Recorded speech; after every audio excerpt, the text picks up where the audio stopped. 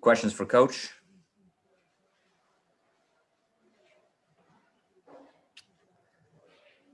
Bob Schron. Thanks, Brandon.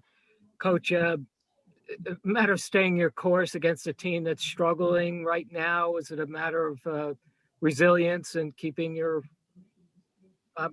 focus to what you want to get done? Well, I think it's always about that. I mean, if you, if you don't play well in this league, you get beat. And, we've had several examples of that, as most teams do. But I think that, one of the things about this group that we're playing against tonight is there's a lot of guys that play with a great physicality and a lot of guys that play with a great toughness. And, you have to match that to have a chance to win. And so those are the two things that really stand out. I thought they played really well against Utah the other night, had a chance at the end of the game to tie it up late. And, we're going to have to play well, like always, to have a chance to win. Mark Murphy. Hi, Brad. Heading into today, 6 of the top 8 teams in the Eastern Conference had winning streaks of 3 games or more. What is this stretch run going to look like? Well, I mean, we had one of those until our last game, right? So I think just like every other year, Mark, you've been through this a lot. You're going to have your moments where you can string a few together. You're going to have some moments where, you're going to have to navigate losing a couple. That's just the way it goes often. I think the more that you can be resilient, the more that you can focus on staying in the moment, playing that game at hand without, without anything else affecting your focus on that game is the most important thing. And I think we have 35 games left. That's, it feels in a lot of ways like this season feels longer than a normal season just because of, some of the stuff that we've talked about before, but the reality is it's not. And that margin for error, decreases with every game that passes by. So, it's one of the things that, we've talked about a lot is every game's worth one, right? Like to say that the Brooklyn game is more important than the Houston game, it's more important than the Utah, whatever, like right now, they're all worth one. And we got to get as many of those as we can to have a chance to A, make the playoffs, and B, be a competitive team once we get there. Tim Bontemps.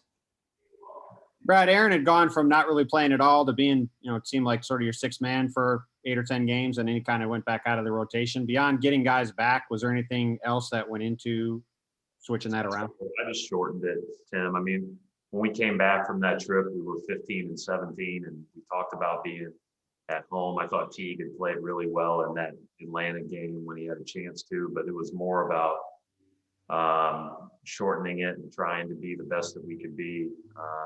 I thought he did a lot of good things and has come along well, but I think one of the things when you've got Peyton out there with that second group who's a first-year player, Aaron, I thought, again, did good things, but rotating them together as we get more fully healthy is just more difficult. But he'll get his opportunities, he'll play.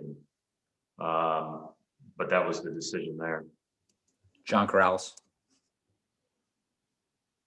Brad, we talked a little bit about defense yesterday, but you look across the league and the best defensive ratings this year would be middle of the pack just a couple of years ago. What's making the defense so difficult for everybody this season?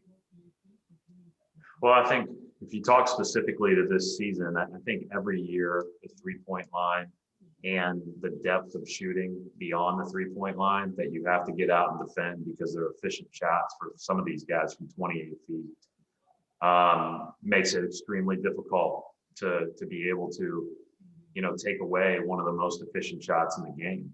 And then when you overcommit to that, then it's hard to not foul, and then it's hard to stop people from getting to the rim. So it's just, that's why that people want as much versatility, as much mobility, as much ability to switch, keep the ball in front and keep your shell intact as possible. On top of that, I do think that you From our standpoint, I've really valued the last 3 or 4 days because, we actually have done go back to training camp defense. Like we've gone back to training camp defensive drills where you're impacting the ball, you're moving as the ball moves, you're doing things that we just haven't had a chance to do in 2 months since this, crazy season started. And so I think that can certainly play a role. I think that I don't want to minimize our defense thus far because I'm not pleased with where it is. But I do think that the teams that are playing the best defense as the season winds down will have a leg up. And I do think that it is about peaking on that end of the floor and feeling really good about your ability to get stops. All right, we're going to wrap it up right there. Thanks, Coach. Yep.